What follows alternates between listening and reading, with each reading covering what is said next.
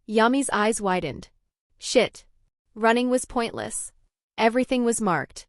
Electricity didn't need to chase. It simply had to arrive. A blast detonated through the tree Yami stood on. Light swallowed the canopy. Thunder cracked so hard the nearby trees bent outward like the forest itself flinched. Ryene watched the column of smoke and fire. His expression sank not in grief but disappointment. Then the smoke cleared. And what he saw made Ryene recoil. Your dog's hit crazy. Yami had not used Great Serpent to take the hit for him. How can you bet everything on such a stupid move? He had not used defense at all. He had simply jumped. Right before the electricity reached him. Yami's reasoning was instant and absolute. I sensed it from the lightning bolt earlier.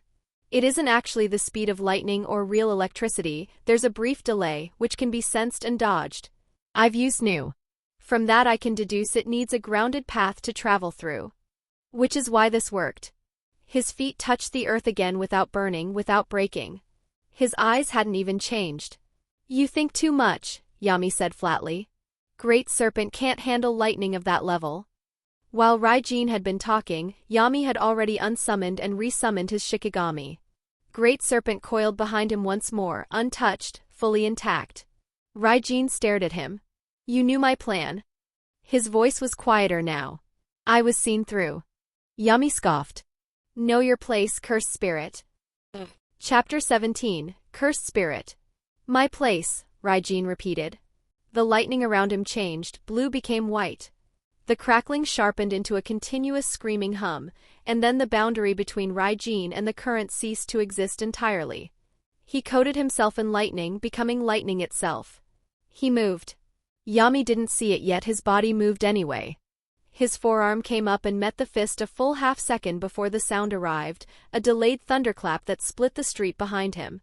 The impact pushed him back 3 steps, but he held. Another strike with the same impossible speed, Yami's other arm was already in position. A third, this time aimed at the throat from outside his field of vision. Yami didn't turn, his hand simply rose and he caught it. Ryene's eyes changed. He's not reacting to me, Ryene thought. He can't be. His body isn't fast enough to process what I'm doing. A fourth strike, chest, dead center. Yami's palm was there before the fist arrived. Then how? Fifth, sixth, every blow met a wall that had been built before the attack was thrown. Ryene understood. He's reading my cursed energy. Not my body, the energy. He sees where I'll strike before my muscles know it. The boy wasn't just fighting him, he was playing chess at the speed of lightning, and somehow, impossibly, he was keeping pace. Ryene smiled. Then I just need to outrun the prediction. He vanished. Yami tracked the residual energy. Left flank with a bent angle. His arm came up, the hit came dead center. Yami skidded back 10 meters, his forearm sang with pain down to the bone. He didn't change trajectory. Yami shook the numbness from his fingers. He moved faster than the residual suggested. For the first time in the battle, Yami's mental board was a step behind. You have a good brain, Ryene said. He was standing in the exact spot Yami had occupied. You see the spark before the strike. You calculate the path of the current. He raised one hand. The air pressure across the street dropped. Lightning doesn't think, boy. It just arrives. Who are you, Kratos? Yami wiped blood from his lip. Ryene rushed. Yami met him, they fought 3 exchanges in a second. Yami's knee found Ryene's ribs. Ryene's elbow caught Yami's temple hard enough to blur his vision for half a step. It was equal.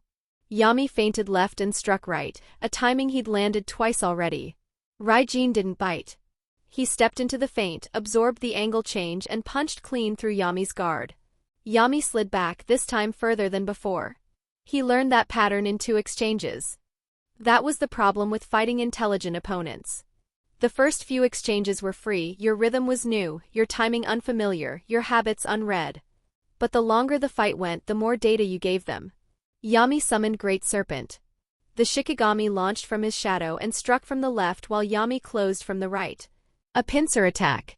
Ryene caught the serpent's head on his forearm. Electricity surged through the contact point. Smoke rose from Great Serpent's scales despite Imperial Tortoise's layered durability. In the same motion, Ryene used the impact as a pivot and drove his knee toward Yami's chest. Yami caught it, but his arms shook. He converted my shikigami's momentum into his own repositioning. He unsummoned Great Serpent before the damage could compound and reset his stance. They stood apart. Raiden's lightning pulsed around him like a second heartbeat. "You're thinking again," Ryene said. Yami said nothing. "Every time I hit you, your eyes change, you adjust." Ryene tilted his head. "It's impressive, genuinely. I have never fought someone whose mind moves like yours." A pause. "But sadly, that is exactly why you'll lose." Ryene cracked his knuckles, his stance dropped, not into a guard, but out of one entirely. His posture loosened and his eyes went flat. The lightning around him stopped arcing in patterns. It began to spasm, wildly, violently, with no rhythm or direction, like a live wire dropped in water. He rushed. Yami's mind fired. High stance, wait on the re. Wrong. Ryene came from the left. Movement born from 6 years of violence that had stopped resembling technique entirely. Yami adjusted and blocked, but the read was late. The impact traveled through his forearms and into his teeth. He predicted a follow-up to the body. Wrong again. It was overhead. A jab that should have been a hook. A retreat that became a lunge. Every movement came from somewhere his pattern recognition couldn't reach, because there was no pattern to recognize. Ryene hadn't learned to beat the chess game. Instead, he'd flipped the board. Yami was still standing, but he was reacting now, purely reacting, and each exchange cost a fraction more than the last. A half step late here, a guard that arrived one heartbeat behind there. Micro losses, but Yami felt every single one.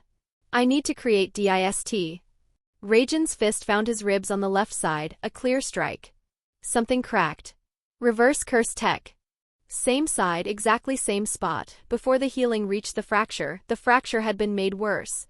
Positive energy arrived at the wound and found nothing left to close.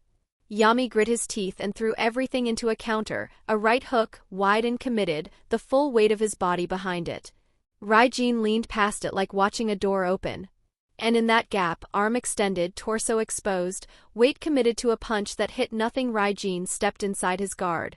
His fist came to rest against Yami's chest. The world went quiet. Ryene spoke, his voice low, almost gentle. "I will win this." Yami felt it before he understood it. Something gathering at the point of contact, cursed energy, but not as he knew it. Cursed energy folding into itself, converging toward a singular point with a precision that shouldn't have been possible from someone who had just abandoned all precision. Black sparks crawled across Raiden's knuckles. "Because I am a cursed spirit." Chapter 18, Heavenly Court. Black flash. Ryene achieved it on instinct. The impact detonated. Yami's body left the ground at an angle human joints were never designed to travel. There was no sound at first, just the absence of it, a vacuum where the world had been, as though the air itself had flinched. Then came the walls. Stone shattered. Concrete shattered. Yami spin? Shattered. Reverse curse technique fired before conscious thought could. Positive energy flooded the fracture site in the same instant the vertebrae came apart. Yami landed in rubble, dust and stone powder hung in the air around him like a funeral shroud. He stood. His eyes found Ryene through the haze. Ryene was walking. The kind of pace reserved for someone who understood, with absolute certainty, that the distance between them was a formality. Yami moved backward, it was not a tactical withdrawal. He ran. "I can't beat this thing." The thought arrived without shame, the first honest sentence his brain had produced since the fight began. "I need to run." He was scared. For the first time since he arrived in this world, death was not a possibility.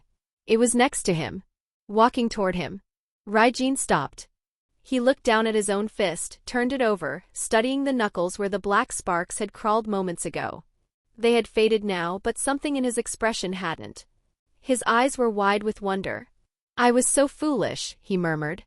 He clenched his fist only to open it, then clenched it again, as though trying to hold the memory of what had just passed through him. "I called what I had before strength." His voice climbed. His teeth showed. This is strength." He laughed. He looked at Yami, still running, the gap between them growing wider by the second. "You know," Ryene called out, his voice carrying easily across the distance, still thick with that terrible laughter, "this feels so incredible that I can't help but want to spare you." Yami didn't hear the mercy in it. He didn't hear anything. He was already gone. Ryene moved. After consideration, the decision to stop Yami's retreat and the first step of the sprint existed as the same action, separated by nothing. "Can't let you do that, can I?" The voice arrived behind the movement, trailing it like an afterthought. Ryene was already halfway across the gap before the sentence finished leaving his mouth. Then the air changed. Yami felt it in stages, each one worse than the last. Pressure dropped first. His inner ear registered the shift a full beat before his conscious mind caught up, a wrongness in the atmosphere that his body understood as danger and his brain was still trying to file as weather. Then temperature, cold arriving without wind. It was simply there, pressed against his skin like a hand. Then sound. Then sound left completely. The clouds above weren't natural. They didn't roll in from the horizon. They were fully formed, already churning, as though they'd been sitting just outside the visible sky for the entire fight, waiting for permission that had finally been granted. Yami's eyes tracked them. Something was wrong. The clouds churned without moving. Rotation with no displacement, energy with no direction. Like watching a heartbeat inside a chest that had already stopped breathing. That was the wrong part. The part his gaze kept returning to even as every instinct screamed at him to look away. Ryene formed the hand sign. He wasn't looking at Yami. He was looking slightly upward, chin tilted at the angle of a man checking on something he'd left in place earlier and finding it exactly where it should be.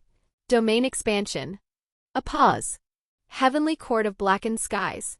Domain expansion, the pinnacle of Jujutsu barrier technique. To deploy one in combat is to declare without ambiguity that the fight is over. The world ended. Another replaced it. There was no gap between them. Yami didn't step into the domain. The domain stepped into him. Dark iron stretched beneath his feet. The floor was seamless, a single unbroken plane extending in every direction without wall, without horizon, without any architectural mercy that might suggest a boundary. The sky above was the same black that had filled the clouds, solid, low, pressing down with a weight that wasn't physical but registered as physical, a ceiling that existed at no fixed distance yet felt inches away. Rather than a court, it resembled a coffin. One built for someone the earth itself wanted buried. Yami exhaled.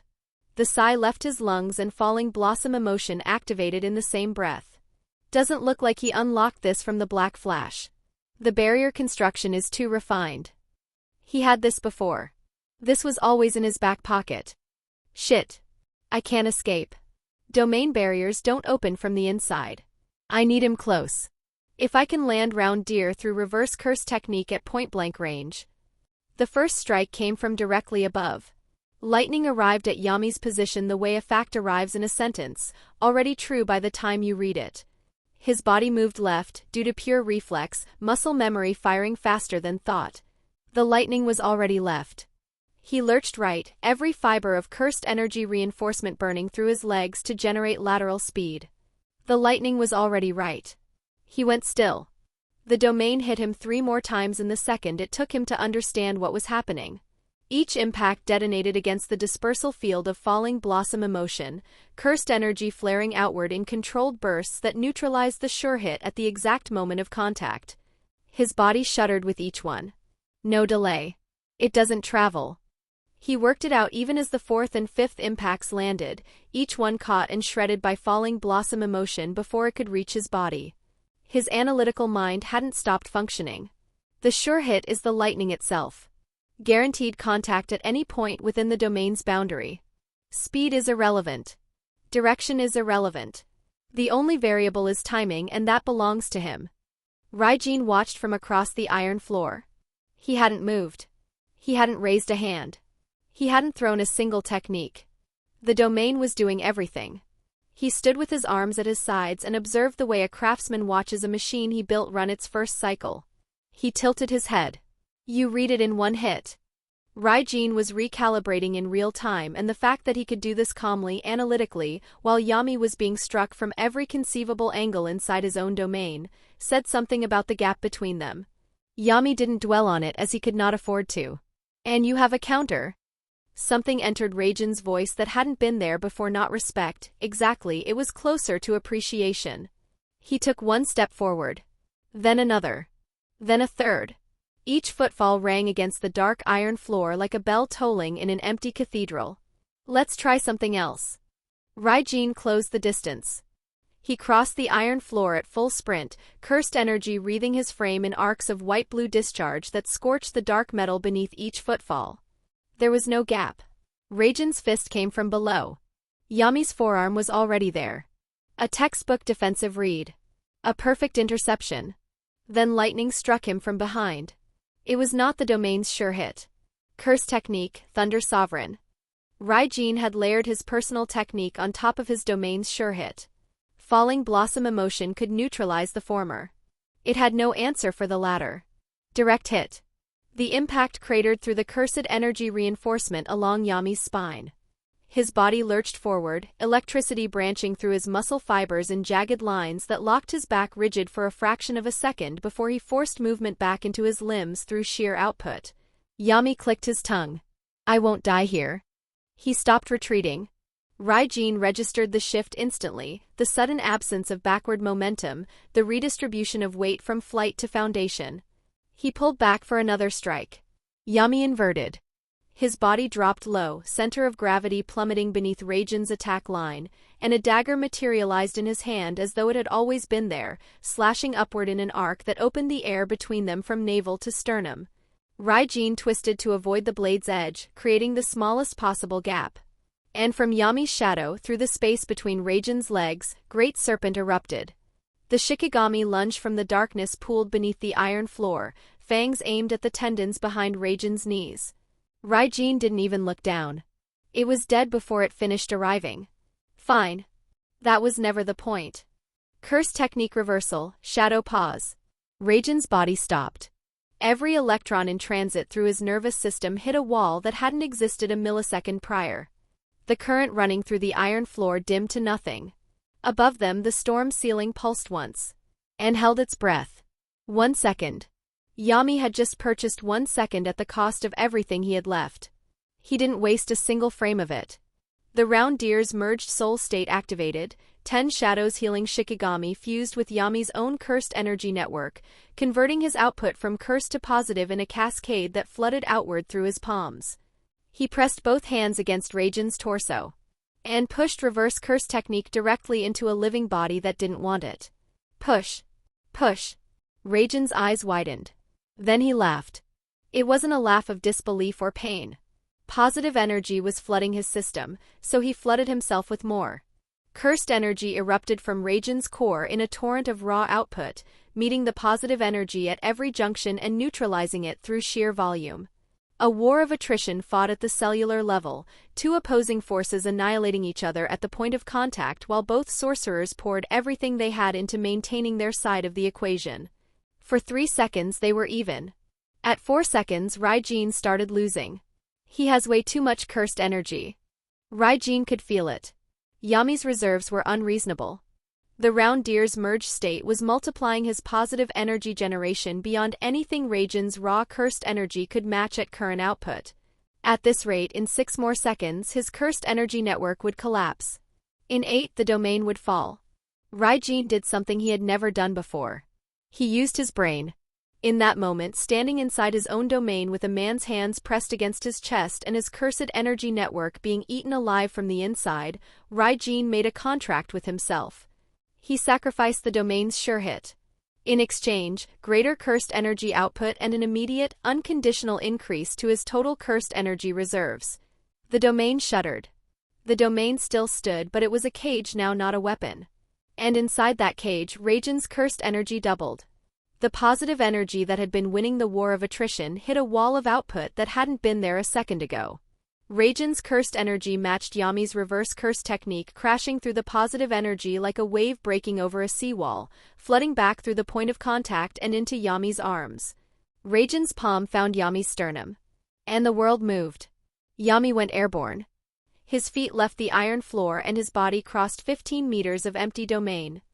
He hit the domain barrier back first. How?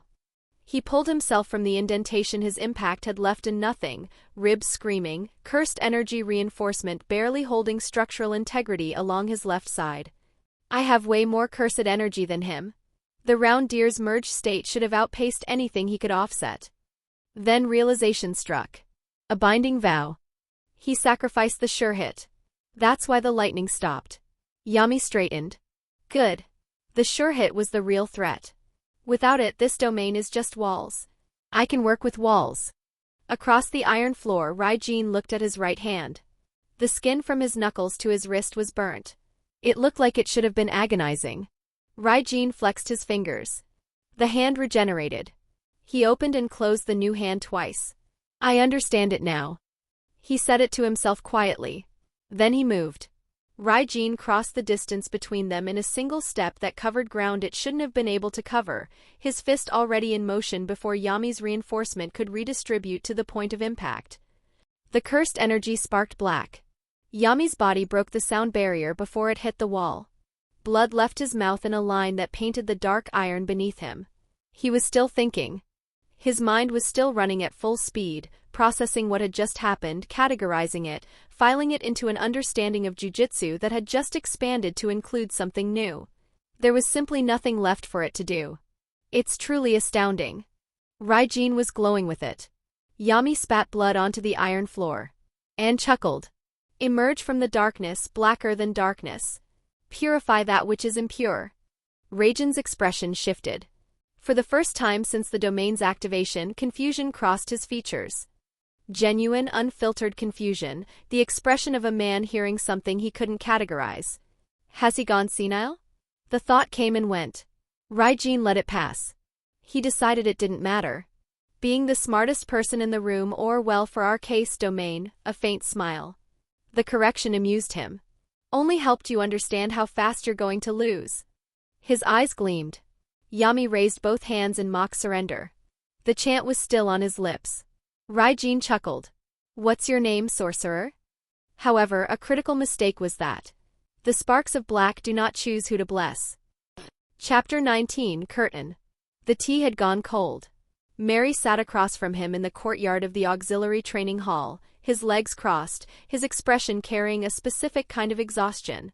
He looked at the boy sitting across from him, bruised, bleeding from both nostrils, hands trembling from cursed energy depletion, and sighed. You know, I've known you long enough to understand how that head of yours works. He let the silence hold for a moment. So believe me when I tell you, give up on achieving this. Yami's jaw tightened. His teeth pressed together until the tendons in his neck stood visible beneath the skin. It's possible. I know it is. You can't paint a canvas in the sky, Yami. He said it the way someone states the weather because the truth doesn't require emphasis. Then he said something unexpected. Who are you? Yami blinked. A Jujutsu sorcerer. What else? Mary shook his head slowly. Nah. That's not true. His voice was quiet. Didn't I say it? I understand you.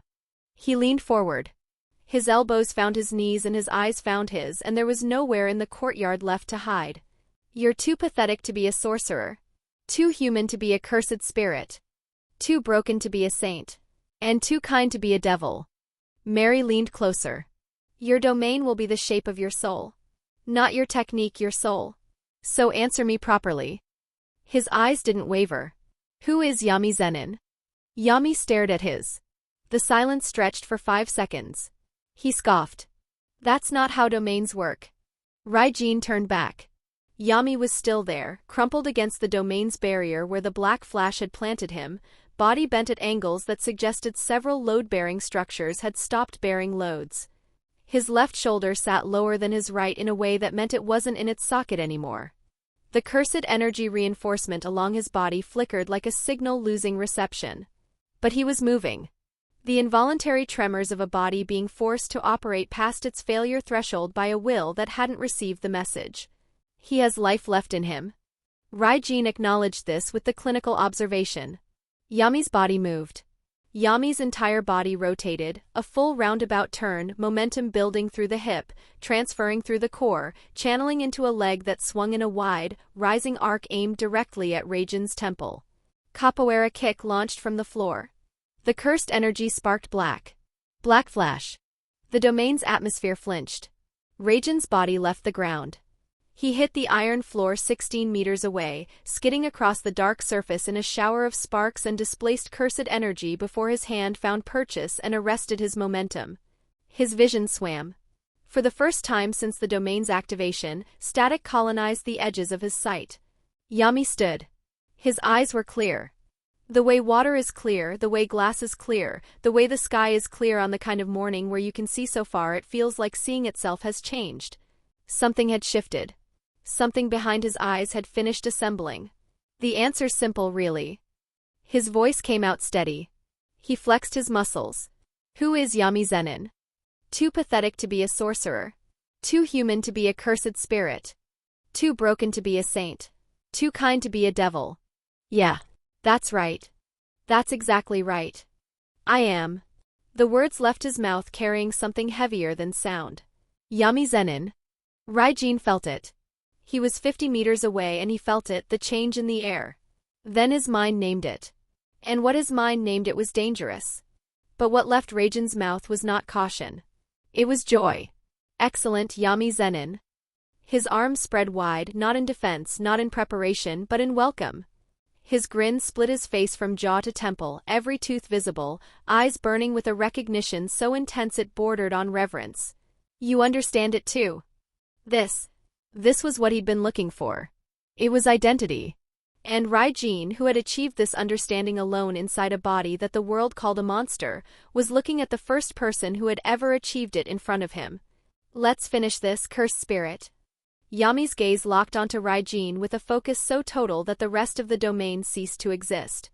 There was nothing in his field of vision except the distance between them and the thing standing at the other end of it.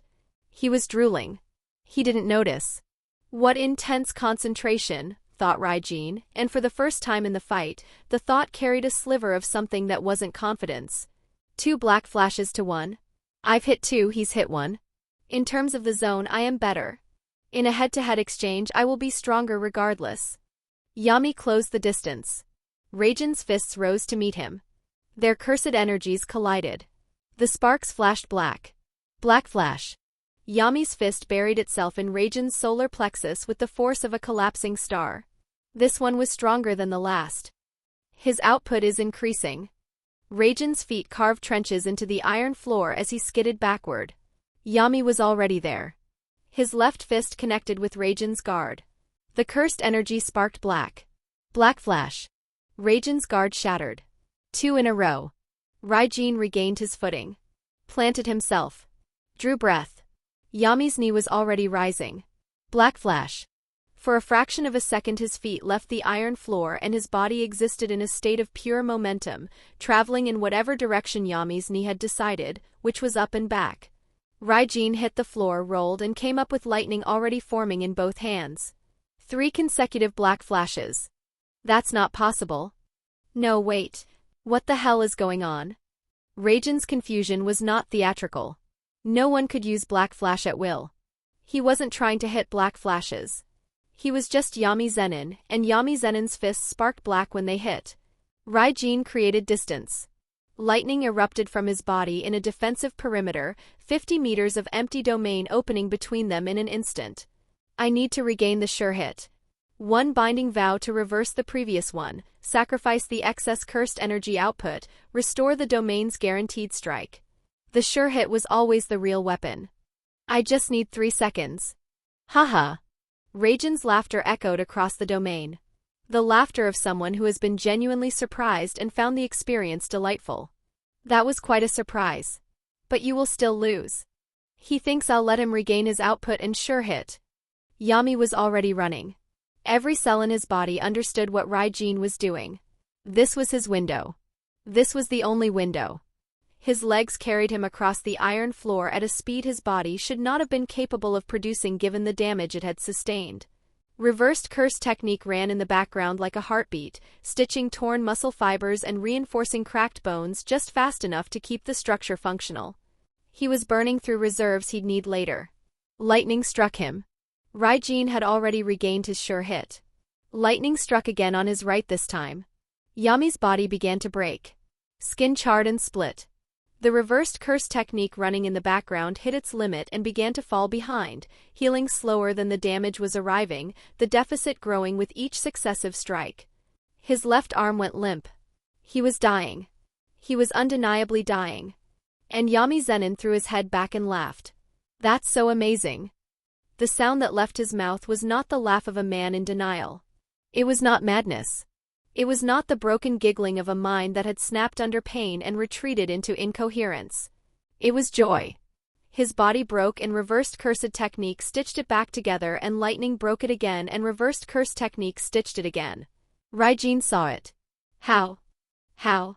His body is burning. The sure hit is connecting on every strike. His cursed energy reserves should have been depleted 4 exchanges ago. The reversed curse technique is running on fumes. By every metric I can measure, he should be dead. How is he still standing? How is he still laughing? And then a second thought, one that arrived from a place deeper than analysis, deeper than strategy, deeper than the part of Ryene's mind that calculated and categorized and solved. This person makes my blood boil. Ryene rushed. Because Yami Zenin was standing in the middle of his apocalypse and laughing, and Ryene could not make himself be the kind of thing that watched that from a distance. And at that moment, at the exact moment, Ryene committed forward. Yami Zenin smiled through a broken jaw and a mouthful of blood. And Ryene's domain shattered. Ryene stood in open air. His domain was gone. Yami laughed through his broken jaw. Didn't I tell you, cursed spirit? He raised one broken arm, pointing upward.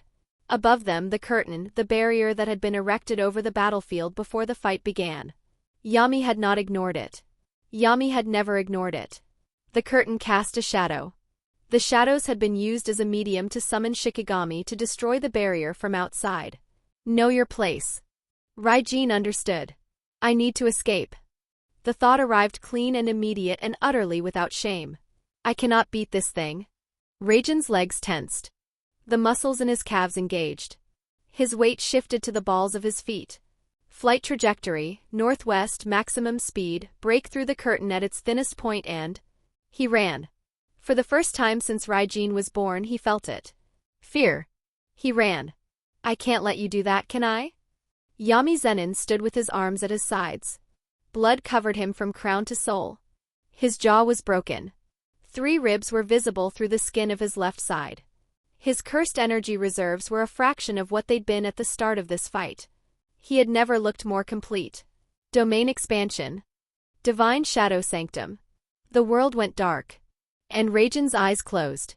Mohuro arrived with a handful of grade 1 sorcerers from Hei. They took one look at the scene and the air in their lungs turned heavy. In the center of it all stood a young boy, drenched in blood like it was armor. Moonlight spilled over him, but his eyes didn't reflect it. Ah, he said, voice calm, almost amused. So you finally came. 400 years after the last 10 Shadows user died, a fighter worthy of standing on the same summit had finally been born. Chapter 20, Invitation. The elders stood behind their shoji screens, staring down at a 10-year-old boy like he was dirt on their floor. After Yami's exorcism of Ryene nearly leveled the block, they'd summoned him for guidance. That's what they called it anyway. Yami kept his hands in his pockets. He knew a power play when he saw one. Yami, did we not instruct you to report special grade spirits to us first, rather than engage? He cocked his head, cupping a hand to his ear. Sorry, couldn't hear you. Why don't you come out from behind there and say it to my face? The room tensed. One of the elders spoke through gritted teeth. You should be grateful. We gave a maid's child the chance to become a sorcerer. We let you become one. Yami laughed at that, wiping a fake tear from his eye. You? You let me? Of course, another elder said coldly. If we don't permit it, who would ever consider you a sorcerer? Yami's grin didn't fade. See, that's the wrong question. It's not about who's letting me. It's about who's gonna stop me. He turned and pointed lazily at the shadows along the walls, right where the hidden assassins were standing. These grade 2 weaklings? Then he pointed at the elders themselves. You Clash Royale skeletons? He cracked his neck. Let's see it then. Naobito looked at Yami like he'd aged 10 years in the last hour. 1 month. I don't hear from you for 1 month, and the first thing I learn is you exorcised a special grade cursed spirit. Isn't that a good thing? It would be if half the elders weren't on the casualty list too. Yami shrugged. Self-defense. I didn't kill any of them. Naobito jabbed a finger at him. Didn't kill any? You gouged out one of their eyes. Guy had dark circles, it looked like he needed sleep. So I gave him permanent sleep. And this woman, you chopped off her legs. She looked too slim, unhealthily slim. Now she'll be sitting all the time, less movement, more calories. I did her a favor. Naobito let out a long sigh. You're insufferable. I don't even know what that word means. It means Yami Zenin. Naobito shuffled through a stack of documents, organizing them with tired hands. I'll do what I can. Lay low for a while. Yami blinked, genuinely surprised. No more lecturing? I'd rather not end up like Oji, Naobito said with a dry chuckle. Oh right. Yami smiled softly at that. Anyway, Naobito waved him off, the Gojo clan heiress is waiting for you in the guest hall. Don't ask me why. She's been sitting there for 6 hours, ever since you left to meet the elders. He shook his head. That kind of sincerity almost made me forget she's filthy Gojo scum. Yami paused. 6 hours? For me? He shrugged. Well, nothing better to do. The Zenin guest hall smelled like old wood and older grudges. Yami found her immediately. It wasn't hard. She was the only person in the room that everyone was actively pretending didn't exist, servants walking wide arcs around her seat, clansmen shooting glances from behind sliding doors like she was an exhibit at a zoo. Because she was a woman. And also because she was a woman. And maybe, somewhere down the list, because she was a Gojo. Yami walked over, hands in his pockets, casual as ever. Yo! He stopped. His gaze drifted downward. Naoya was crumpled at Satoru's feet like a discarded rag, his face swollen in shades of red, blue, and a rather creative purple around the eyes. Big brother. Naoya croaked from the floor. This filthy animal asked where you were. I didn't realize you supported charity. Yami exhaled slowly through his nose. He looked at Satori, and his expression carried genuine apology. I'm sorry, Gojo-san. He's a bit weird around women. Isn't he just an incel? Satori said flatly. Fair point. Yami didn't argue. To give Yami face, Satori lifted her foot off Naoya's back. The boy scrambled upright, dusted himself off with what little dignity he had left, and immediately bowed toward Yami. Brother. Here. He held out a small bottle of mouth sanitizer. Yami stared at it. Then at Naoya. Then back at the bottle. She's a woman, Naoya said, as though this were the most obvious thing in the world. Don't you sanitize yourself after talking to one? The silence that followed was very brief. Yami's face flushed, not from embarrassment alone, but from a kind of anger that burned quiet and hot. He smacked Naoya across the face hard enough that the sound echoed off the wooden beams. Get lost. All of you. He said it to Naoya. He said it to the servants lingering behind the screens. He said it to every pair of eyes pretending not to watch. They left, promptly and confused, sliding doors shutting one after another like dominoes. The room was suddenly very quiet. Yami turned back to Satori and bowed, low enough that it meant something. I'm sorry on their behalf. Those guys are a bit, what's the word? Retarded? Satori offered. Yeah, Yami said. That. He straightened up and sat across from her, settling into the silence like it was a familiar chair. The afternoon light came in through the paper screens in long, warm slats. So, you wanted to talk? Satori nodded. She tucked a strand of hair behind her ear, a nervous habit she probably didn't realize she had. I just wanted to ask if you'd come with us. Me and Shigetsuni are going to Shibuya to hang out. He asked me, she caught herself, a little too quickly. Not me. It wasn't my idea. He asked me to bring you along. Yami nodded slowly. That won't be a problem. A pause and he tilted his head. Though I'm a little surprised. This is the first time you guys have asked me. And it happens to be right after my special grade designation. Don't you think that's a bit convenient? Satoru's face went red instantly. Oh my god.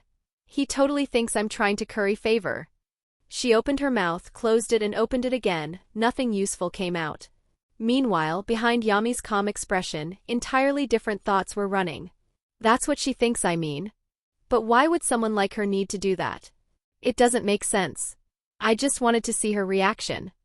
He watched the panic flicker across her face, the way her eyes darted, the way her fingers fidgeted against her sleeve. And that reaction practically screams my answer. He let it go. Just let the silence settle again, warm and unhurried. Satori, desperate for a subject change, reached into her bag and pulled out a Kyocera VP-210. She held it up, its tiny screen catching the light. Your number? Yami hesitated. His hand instinctively went to his pocket and stopped. I can't ruin my image by pulling out a Nokia 3310 in front of her. I have the 6 eyes, you know, Satori said, a grin creeping across her face. I can literally see your phone through your pocket. Don't be embarrassed, pretty boy. She reached out and pinched his cheek. The moment the words left her mouth and her fingers left his face, she froze. Then both hands shot up to cover her own face, ears burning red. Did I just call him pretty boy and pinch him? Yami blinked. He stared at her for a long, unreadable moment. Then he simply pulled out his Nokia, typed in his password and held it out to her. Please put your number in and save it. Good. He let that slide. Satori peeked through her fingers, eyes wide and apologetic. It's your fault, Yami. You sit there looking all serious with that stupid serious face and it makes me want to pinch you. I like pinching serious guys. That's just a fact about me. She took the phone, her fingers brushing against his for a moment longer than necessary, and entered her number. She handed it back without meeting his eyes. Anyway, Yami said, pocketing the Nokia 3310. Call me a day before. I will. Satori stood, smoothing down her clothes. I'll take my leave then. She turned to go. Yami's voice stopped her. You weren't here for something else? Satori looked back, shaking her head. Yami studied her for a moment. You waited 6 hours for me? For this? His tone wasn't accusatory, just genuinely puzzled. You could have just asked a servant to pass along the message. Satori stared at him. Yami stared back. Then it clicked, and something quiet and heavy settled behind his eyes. Right. She's a woman. That's honestly appalling, Yami said softly. His gaze dropped to the floor. It's the year 2000, people. The sadness in his voice was small but real. He stood. I'll walk you out. Satori smiled, a real one, warm and unguarded, and nodded. They walked out together, through the wooden corridors, past the courtyard where the late afternoon sun turned everything golden and slow. Neither of them noticed the exact moment it happened, but somewhere between the guest hall and the front gate, her hand had found his. And neither of them let go. Unknown to them, a certain misogynistic guy was looking at them with hate in his eyes.